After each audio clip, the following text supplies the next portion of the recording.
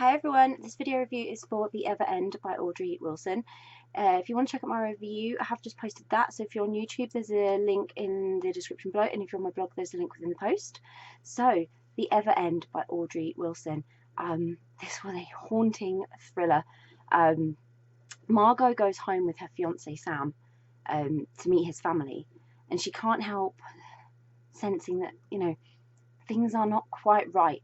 And as the family push to plan this wedding, which she's not overly comfortable with, she's drawn to the only wedding planner in the town, who becomes the only person in the end that she feels she can trust when she's convinced that she keeps seeing this figure from her dead mother's past, because her fiance's family, Sam's family, just don't seem like the type of people she can confide this in, even though they're kind of weird themselves.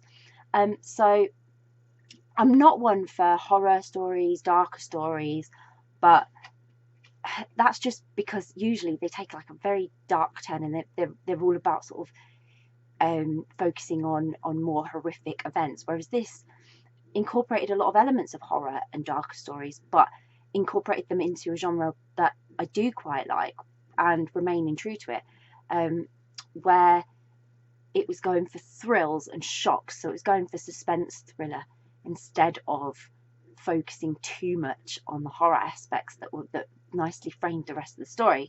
So I actually really enjoyed it. And then when we are introduced to Sam's family, it was definitely apparent that they had quirks, and I initially got this Addams Family vibe because they were a little bit kooky and a little bit weird, and then it mixed with something creepier and darker like Beetlejuice, and that's just to sort of apply it to a cultural thing that we can all relate it to. Those are nice, quirky in a way, and you get used to it and you don't start thinking they're weird. But then as this story progressed, that weirdness became almost sinister and, like I say, really dark and creepy. And every character was fascinating because I just couldn't work out if Margot and I, as the reader, needed to be more wary and ultimately scared of them, rather than curious as to why they were behaving a bit strangely. Like, where was Margot in danger, and should we worry about her? And then in the end, I did end up very scared for Margot, because I was actually praying there was just going to be a way for her to get out of all of this, because she couldn't marry into this. This was horrendous in some parts, and what actually ended up happening actually left me really shocked. I couldn't have predicted it. I hadn't even contemplated the thought of it. I just hadn't thought about it. My main focus became on, oh my god, Margot, this isn't safe, get away, and nothing else. Literally, that's what sort of consumed me. But I was still drawn like Margot was, and I think that's what really got me with this. I'd never actually read anything quite like it, and it was all centered around the psychological intricacies of playing with the reader's mind to create illusions and doubts that what was actually happening could be possible. And then I loved how Margot was trusting of one person in this town, Rebecca, and especially after she'd managed to provide some background about the dead television personality that Sam's family had a very strange fascination with. And that really was a driving point for the story. And you thought, how does this fit? Like, this is very odd.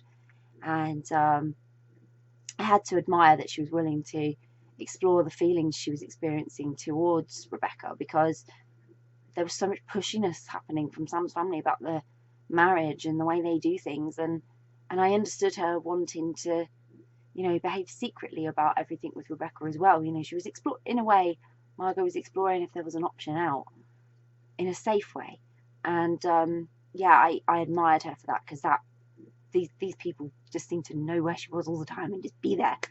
It was very strange, but there were so many twists and turns, and Audrey has managed to create an absolute masterpiece in the story. I know I'd definitely read it again.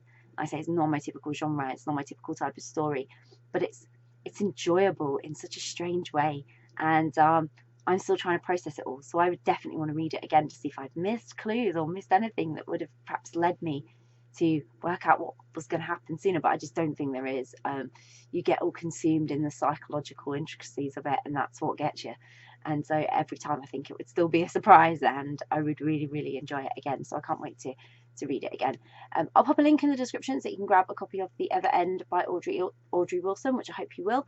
If you've read The Ever End, would love to know what you thought of it. So please do share and let us know. If you haven't read The Ever End yet, but you're planning to read it, it's on your to-be-read list, or you're super excited and thinking, yes, I want to read that, then please do let us know, because it's always great to find out what you're interested in reading. And if you do read it, I really, really, really hope you enjoy it. Bye.